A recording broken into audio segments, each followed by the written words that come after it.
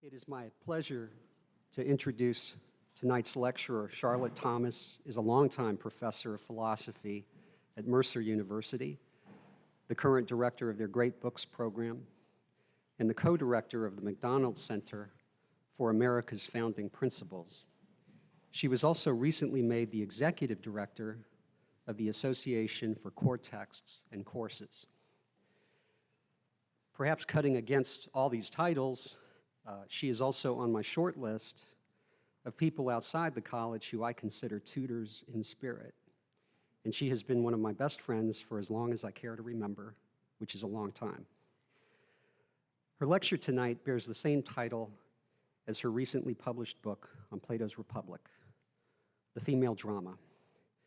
Welcome, Professor Thomas, to St. John's College, Annapolis.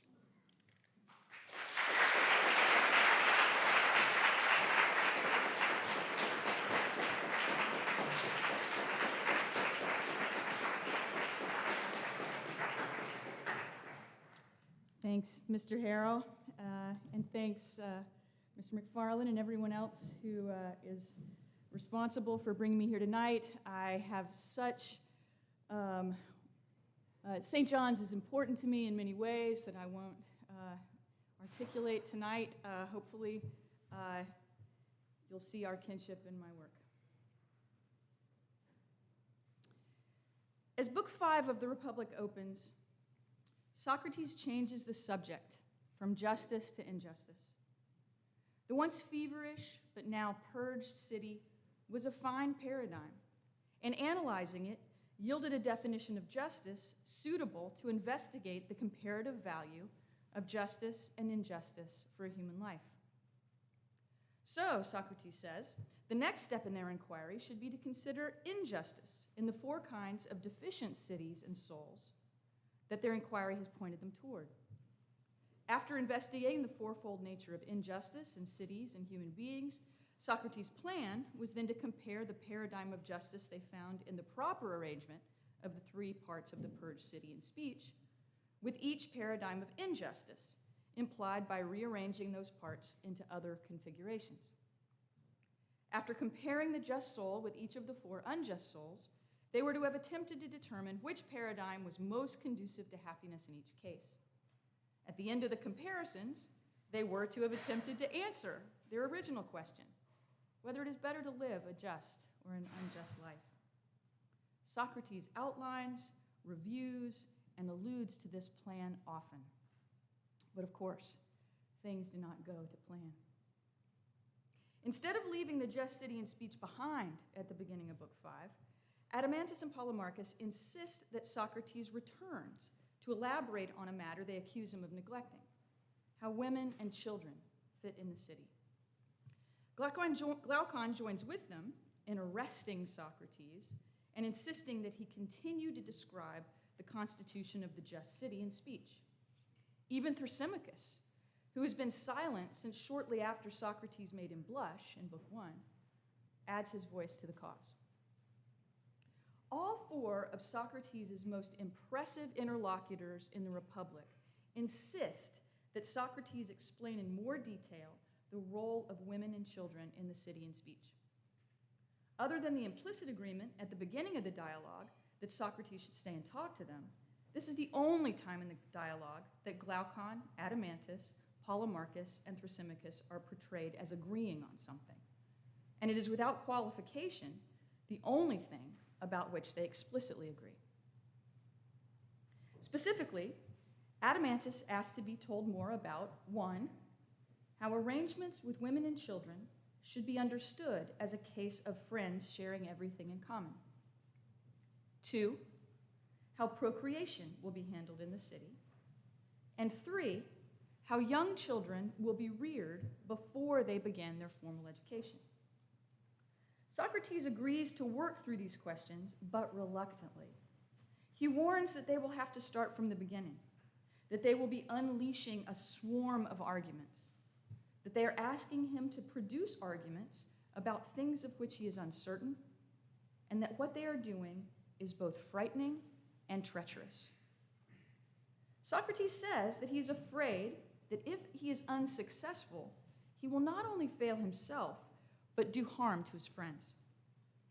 He bows to Adrasteia, the goddess who punishes hubris. She's also called Nemesis. Socrates asks for forgiveness in advance for what he's about to do. This evening, I'd like to begin to work through the arguments of Book 5 of the Republic and their implications for the further development of the city and speech as a paradigm for an individual soul. Specifically, the introduction of the first wave and the account of how to weather it. To begin with, we'll face the swarm of questions implied and expressed in the rich, dramatic opening to this new section of the dialogue. I'm centrally interested in the moral psychology of the Republic. So my animating questions are, how do the accounts of women and children in the city and speech help us understand the individual soul? What do birth, genesis, and rearing, trophe, as they're introduced in Book 5, mean in the context of the individual soul? And since Socrates offers us a heuristic for this narrative shift, I'd also like to inquire into why he names it as he does.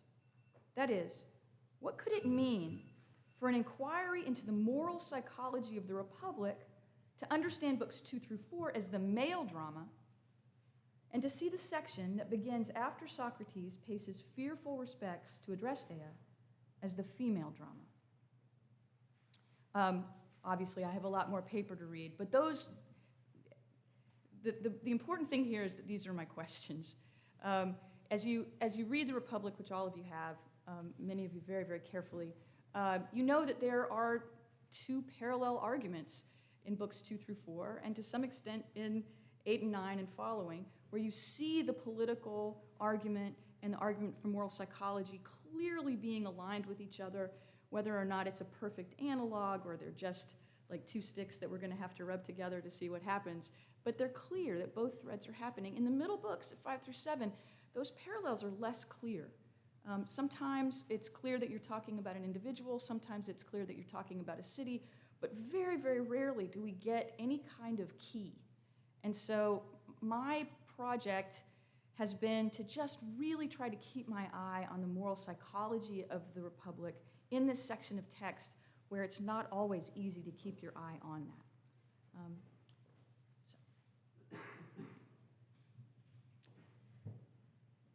The dramatic introduction to Book 5 offers several clues about how Socrates intends to proceed and why he's intimidated by the work that lies ahead.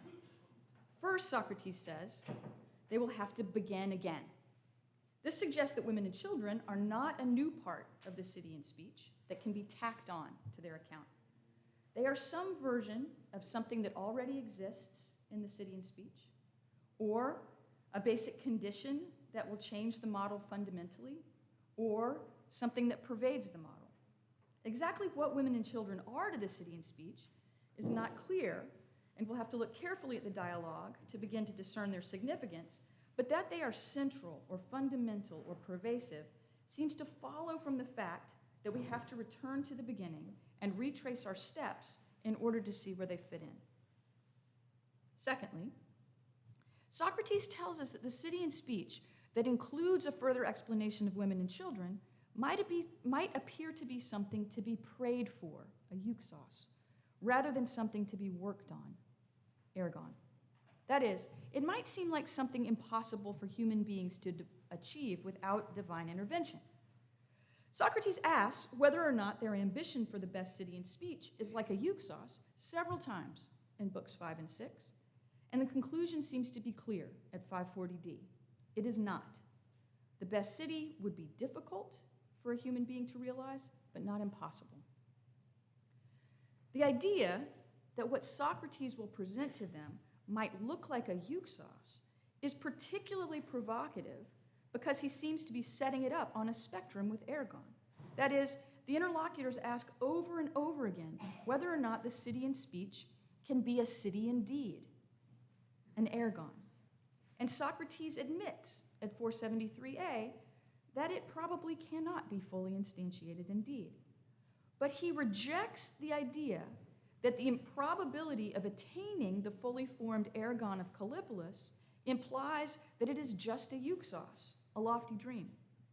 Instead, it is a paradigm to be strived for, perhaps a thing that is achievable in conversation among friends. These are the things that human beings can work for and achieve. This possibility that the city in speech is attainable for human beings, but in some way other than founding cities according to its paradigm, that seems to sit on the line somewhere between ergon and euxos. It is severely constrained and difficult to achieve, but not impossible for human beings. These insights into the difficulties of founding a city according to the paradigm of the city in speech point in several different directions. They may suggest that Socrates considers the city in speech constructed in books 2 through 4 to be plausible, or at least more plausible than the version of the city in speech they're about to investigate or construct. And that's surprising, at least on the level of political interpretation.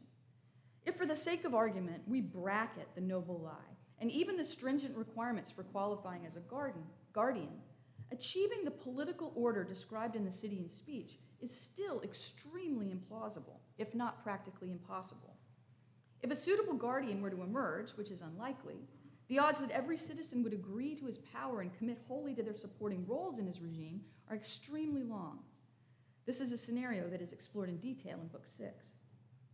Other necessary conditions for the well-functioning purged city are just as unlikely. When Socrates warns that including a fuller account of women and children in the city in speech might make their project seem like a euxos, it seems far more likely to me that he's referring to the city in speech's implications for moral psychology rather than politics. Socrates seems to be concerned about whether what they have done and will do to describe the proper arrangement of a human soul will seem to be possible or not.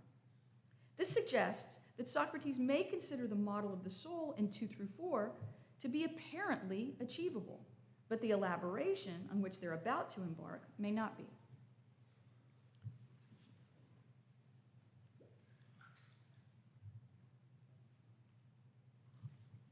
Socrates' concern that he and his interlocutors may be developing their image of justice in an implausible way leads to the third dramatic clue in the narrative frame of Book 5. Socrates strongly indicates that adding a fuller account of women and children into the city in speech will be dangerous. The germ of this danger appears to be Socrates' fear that he might make justice appear unachievable. If Socrates makes justice seem unattainable, he will first of all be doing harm to himself because he will look like a fool for devoting himself so completely to something impossible. He says, though, that the threat of appearing ridiculous doesn't trouble him. What seems to worry Socrates deeply is the risk of hurting his friends. What would become of these great-souled, politically powerful men with whom he's having this conversation if Socrates inadvertently convinced them that it is impossible or radically implausible to become just? Glaucon, Adeimantus, and Polemarchus, not to mention Thrasymachus, might feel unleashed to a life of injustice, precisely the opposite of what Socrates hopes this conversation, and perhaps every conversation, will encourage. And of course, the corruption of the historical figures on which Socrates' interlocutors in the Republic are based would also spell terrible political outcomes for Athens. Socrates' first move in his reluctant attempt to account for women and children in the purged city in speech is to return to his discussion of the proper natures, phuses, of the guardians from Book 2. Socrates says that, quote, for people born and educated the way we've described, there is no way to acquire and employ women and children other than to follow the path we first set them on, end quote. The male drama was not wrong. It was incomplete. So Socrates says, quote, let's proceed by giving them corresponding rules for birth and rearing and see whether or not they're fitting, end quote. The proper place to have introduced women and children in the city in speech would apparently have been the first moment the guardians were mentioned. What Socrates said that they achieved in the argument, as they conducted it, was to have established the guardians as guard dogs of their flocks.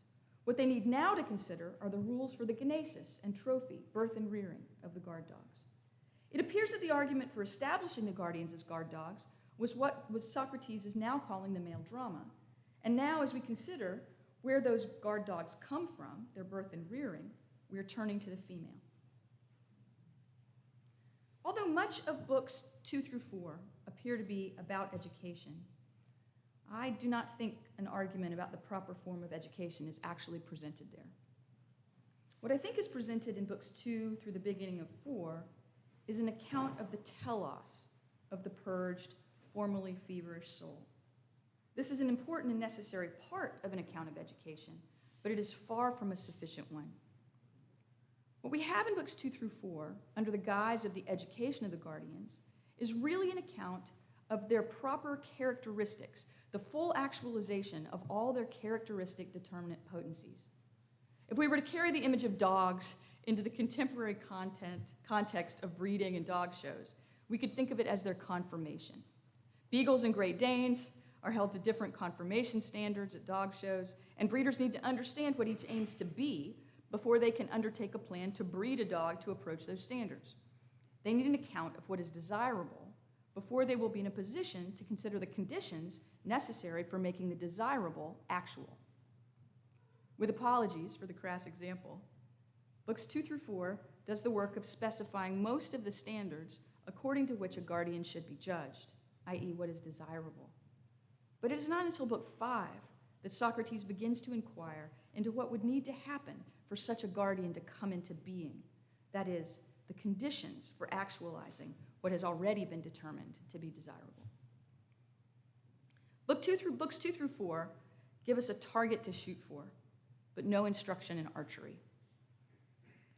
Socrates' full account of education comes in book 7 and is a continuation of the accounts of genesis and trophy that begin in book 5.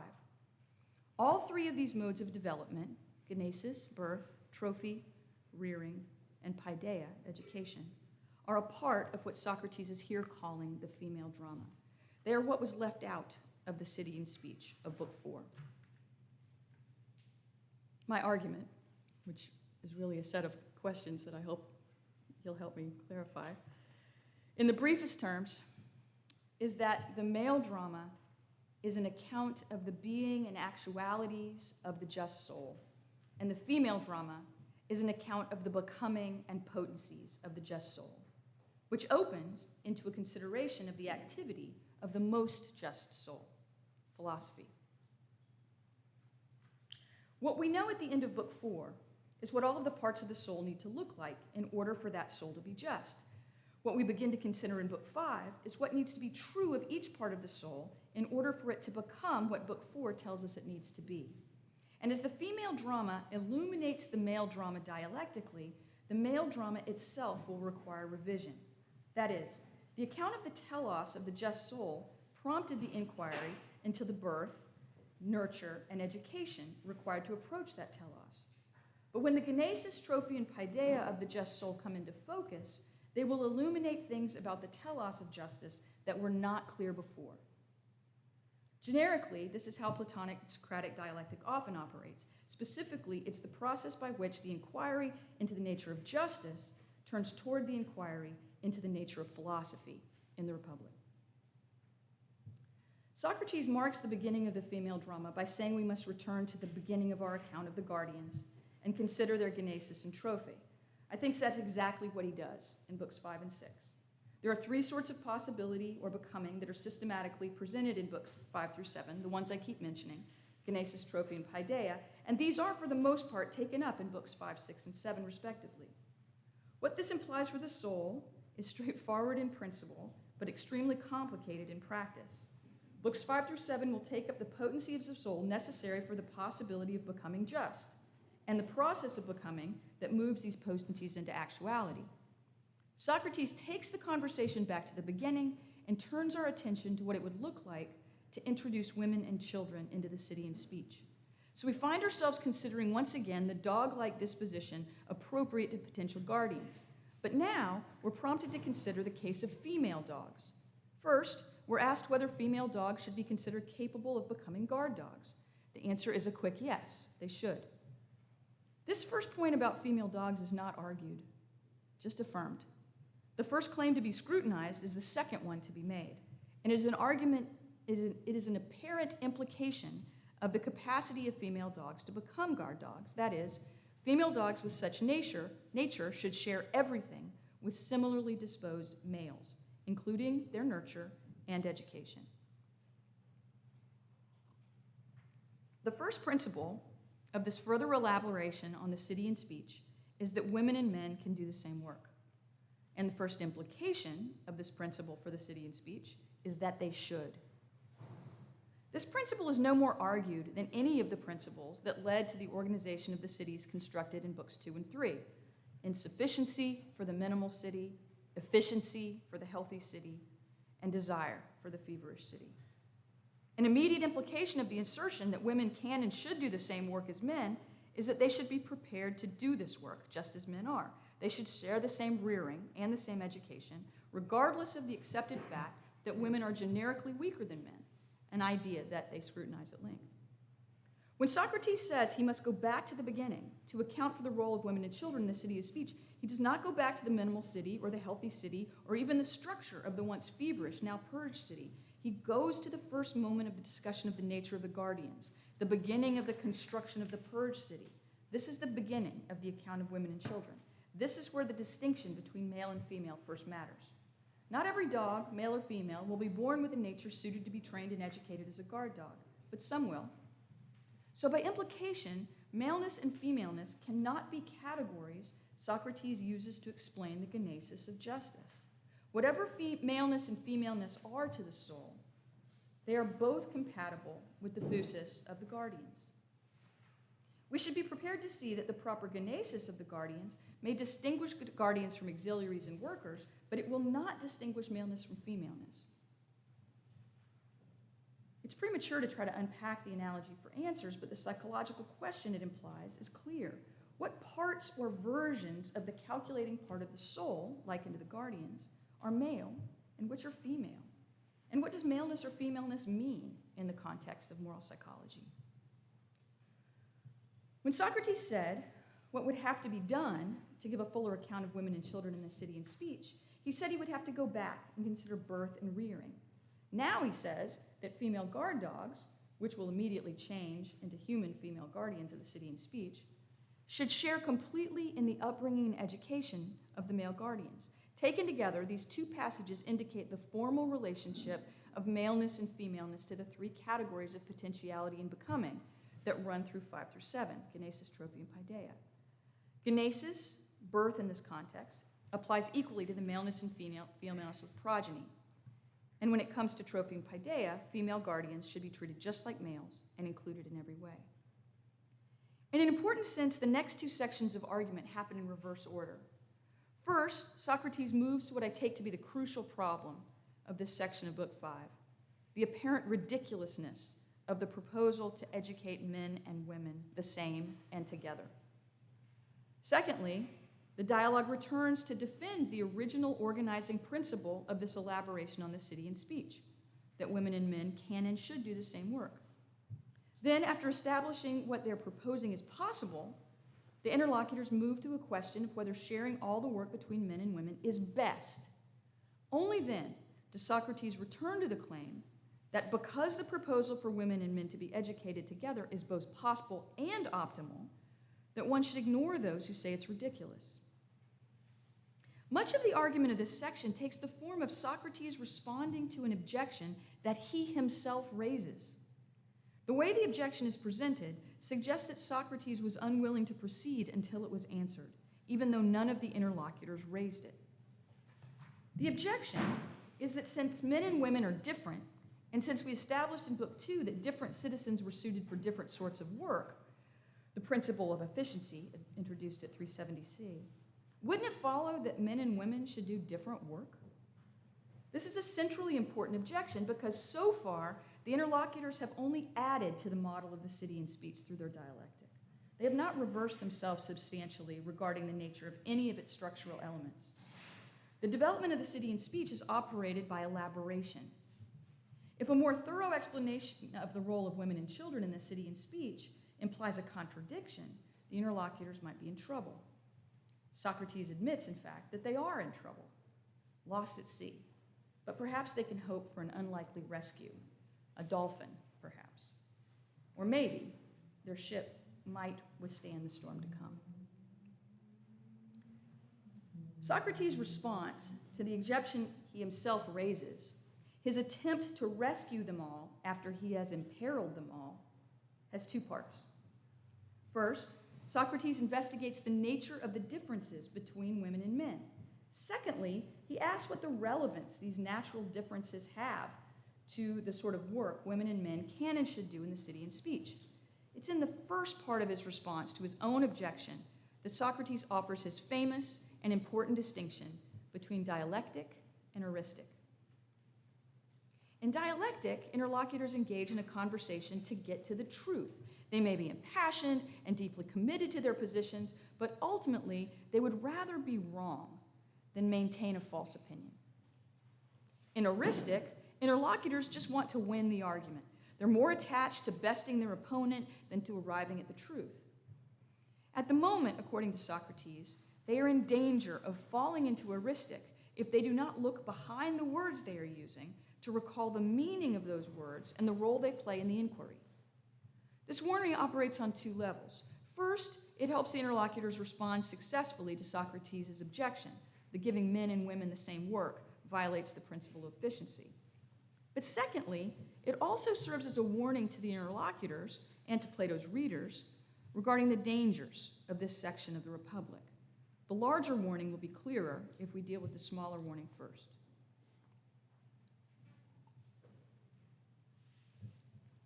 If one operates on the surface of the two claims set in opposition in the objection Socrates raises, then there's a big problem. They established in Book 2 that citizens with different natures are suited for different work. They asserted in Book 5 that women and men should do the same work, even though men and women have different natures. Therefore, it seems they can either hold fast to the old principle, different natures imply different work, or the new principle, women and men, despite their different natures, should do the same work, but not to both. Socrates suggests, though, that this might not be as big a problem as it first appears to be. If one doesn't think of differences in the abstract, but instead asks what sort of differences are relevant to one's work, then there appears to be a way out of the dilemma. If we are attempting to determine whether citizens should be shoemakers or guardians, surely it doesn't matter whether citizens are bald or have long hair. If the natural difference between women and men is like the natural difference between long-haired people and bald people, then the problem posed in the objection would merely be semantic and not worth our concern if we're committed to dialectic rather than heuristic.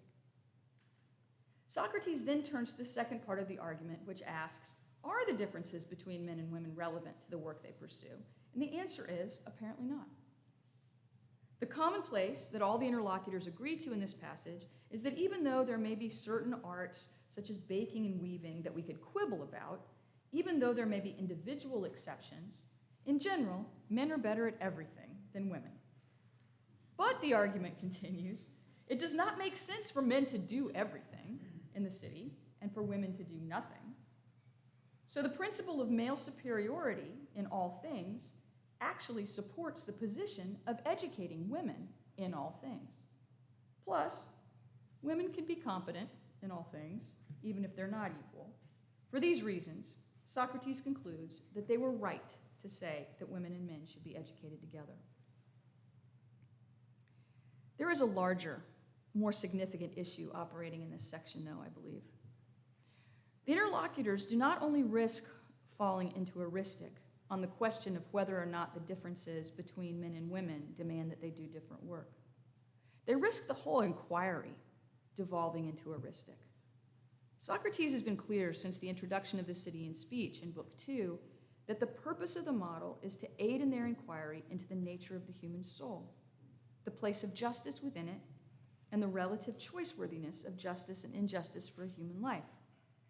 But the question posed at the beginning of Book 5, that Polemarchus, Adeimantus, Glaucon, and Thrasymachus insisted Socrates answer, does not seem to be motivated by their interest into the individual person. They thought a full account of women and children had been left out of the city and speech, but was their concern based on the usefulness of an account of women and children to their inquiry into the nature of individual justice? Or were they focused on a concern for the paradigm itself, The latter seems to be more plausible. Not only do none of the interlocutors mention the soul explicitly when they insist Socrates compose what he calls the female drama, but none of their arguments even seems to allude to the soul by analogy or otherwise. One of the reasons is that it is so difficult to see what women and children signify for the structure and activity of the individual soul in the Republic is that it is nowhere made explicit in the beginning of Book 5 how a more detailed explanation of women and children in the city and speech will be relevant to the moral psychological inquiry they agreed to undertake together. Those accounts emerge, but not until late in Book 6. All four of Socrates' most powerful and vocal interlocutors in the Republic seem to be in danger of falling from dialectic to aristic by attaching themselves to the literal meanings of the elements of the city and speech and forgetting or neglecting what makes them relevant to their shared inquiry. Socrates' warning against devolving into aristic is explicitly aimed at his imaginary interlocutor, who claims to have found an internal contradiction in the constitution of the city and speech. But I also read it to be an implicit warning to Adeimantus, Polemarchus, Thrasymachus, and especially Glaucon. I understand it to be a warning to the readers of the Republic as well. If we want to continue to engage in dialectic, which may lead us to the truth, and not eristic, we should remember the meanings of our terms and what roles they play in our inquiry. We must try not to get lost in semantics, surface meanings, or side concerns. Socrates' warning about what could divert us from dialectic may serve as a heuristic for approaching the Republic, and especially its most confusing arguments. When we seem to be talking about ridiculous or implausible things, it will serve us well to recall how we got to that part of the argument, from where its terms were derived, and what work we were supposed to be doing as one of Socrates' interlocutors. But I think there's another heuristic of sorts introduced in this section as well, and it is even more subtle. At 456c, Socrates claims to have shown that it is possible for women to do the same work as men, and therefore for men and women to be educated together. Immediately afterwards, he shifts his focus to a consideration of whether educating men and women together is best. This seems like a sensible and obvious argumentative development. First, show that common education is possible, then show that it is optimal. But this is now not how any of the elements in the city and speech have been established before. Throughout books 2, 3, and 4, we consider the desirability, but not the possibility, of each institutional arrangement. Is it possible to constitute a city with only 4 or 5 individuals? Probably not. Could we find the perfect balance of citizens with natural talents for each task in the city, each of whom does his work and only his work, so that we could constitute a healthy city? Almost certainly not. If we let desires run amok, as in the fevered city, could we set up institutional arrangements and find sufficiently wise leaders to moderate and balance that city into a purged, harmonious whole? Also, extremely unlikely. Even though the cities and speech of books 2 through 4 are as implausible as the city and speech emerging in book 5, the possibility of constituting them was never at issue in the dialogue. What explains this, I believe, is the relative plausibility of the souls associated with the cities and speech in 2 through 4 versus the soul associated with the city and speech that is beginning to emerge in book 5. If we shift our focus to the individual soul, the prescriptions for shaping up a life of justice are certainly demanding, but they are not implausible. One must cultivate calculation so it is capable of determining the proper internal balances between itself, spirit, and appetite. Calculation and spirit must be allied so that appetite can be controlled and directed toward the good of the whole. These are no small tasks, but they're intelligible and even to a degree manageable if one commits oneself to the work. There's also no expectation of perfect achievement of virtue in the city and speech of books 2 through 4. The model seems to suggest that the more you achieve the proper interrelationships and internal balances of soul that come to be known as the virtues, the better. The work one should be doing to become virtuous seems fairly clear, and the hope for progress seems fairly reasonable. This is a workable model of the soul on its face, regardless of how far-fetched the political analogs might be. In that sense, there is no need for Socrates to defend its possibility. The city and speech of Book 5 is different, not because the political arrangements it describes are less plausible, but because the psychological arrangements associated with it are. Despite the specter of Sparta that always seems to float around descriptions of the city and speech in the Republic, it is indeed difficult to imagine how even these first institutions of the city and speech that will come to be known as Callipolis could be established and maintained. All of the practical problems of the earlier cities and speech persist, such as how one could accurately and consistently determine what sort of nature and thus education each baby proto-citizen would be best suited for. Or given that our legislative goal is to create happy city and not necessarily happy citizens, although this will follow if the happiness of the city is perfectly instantiated, how to keep potentially unhappy people working well and exclusively at what they're best suited to do to contribute to the city. These are just low-hanging fruit. The practical problems inherent in this political model are legion. The problems inherent in the psychological model introduced in Book 5, though, are worse. Unlike the city and speech of Books 2 through 4, where the political arrangements were far-fetched, but the psychological analogs were more plausible, it seems to me that Callipolis is less plausible as a soul than as a city. In order to make this clear, one would have to do quite a bit more work unpacking the psychological implications of the fuller explanation of the role of women and children in the city, but we can get started without getting into all of those details. As I've already noted, at 451D, Socrates casts the task of giving a fuller explanation of women and children in the city and speech as the challenge of accounting for the genesis and trophy of the guardians. As he begins this account, he immediately adds education, paideia, to the list of things about the guardians that this elaboration of the city and speech will have to include. All three of these concern, as I've already begun to explain, potency or becoming. So at least, the description of the city and speech called Callipolis will include an account of how each of the parts of the city and speech, but particularly the guardians, come to be just. What is the disposition or original condition, genesis, of a soul capable of becoming just? What sort of training, formation, upbringing, rearing, trophy prepares such a well-disposed soul to be educated? And what sort of education will move a well-disposed, well-formed soul to the actualization of justice? An interesting thing happens when we consider the possibility of almost anything. Our minds begin to move naturally toward the actualization of that thing. When we ask about conditions, we bring the thing for which they are the conditions into our consideration, at least implicitly. We may ultimately reject a teleological account of whatever phenomena we're investigating in this way, but considering the conditions for the actualization of a thing is a teleological consideration, and it implies at least a provisional or inchoate idea of the telos of that thing. This dynamic, created by the connection in our minds between conditions specified in a definition and the telos those conditions imply, plays a central role in the constitution of Callipolis, the noble and beautiful city that has begun after the interruption at the beginning of Book 5. The consideration of conditions opens up by implication of a consideration of the thing for which those conditions are conditions. Now that the interlocutors have begun to consider the conditions for the possibility of justice, the conversation opens to a consideration of the telos of justice, its highest, best, most complete form.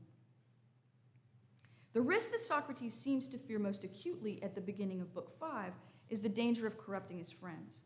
If Glaucon or the others see Callipolis for what it is, a paradigm that could orient their ambitions to become just, and they commit themselves to an attempt to approach the good, and I'll just interrupt myself, every verb that I attach to the good in this paper is a verb that I'm unhappy with. So if you can help me with that, that would be great, because I move around a lot, and I don't like any of them. So, a paradigm that could orient their ambitions to become just, and they commit themselves to an attempt to approach the good, then their successes and failures in that pursuit are not likely to be terribly dangerous, although they might be. The model of the best life, like the model constructed in books 2 through 4, will serve as their target, but there may be nothing inherently problematic about a life that misses that mark while keeping it in sight and attempting to get closer to it with every shot, regardless of how one might lament one's failures.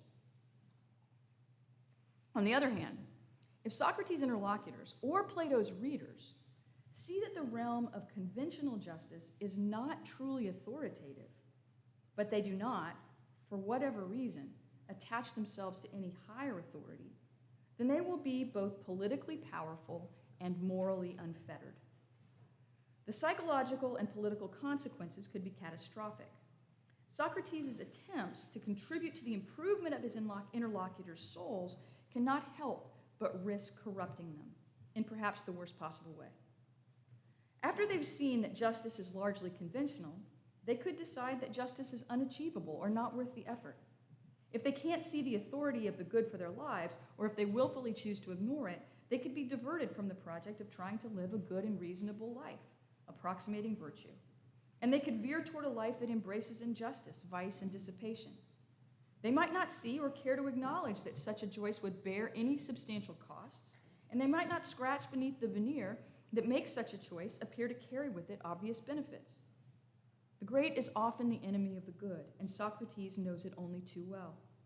By taking the risk of having great ambitions for his interlocutors, Socrates might make more modest, less dangerous, more conventional ambitions to approximate goodness in human life appear less choice-worthy, perhaps even unacceptable. The Republic was written after the Peloponnesian War, but it's set before it. So the threat of war and the inevitability of Athens' defeat looms in the background of the dialogue. The ghosts of Alcibiades and Critias lurk not too deeply in the shadows as well. They were two of Socrates' brightest, most dissipated, and eventually most catastrophically dangerous students, men who saw themselves and their ambitions beyond justice, but who were not strongly enough attached to the good. As Socrates shows Glaucon, Adeimantus, Polemarchus, and Thrasymachus, who certainly already knows, how to detach themselves from convention in order to attach themselves to the good, he risks leaving them completely unattached. He shows the way for them to become psychologically and politically tyrannical.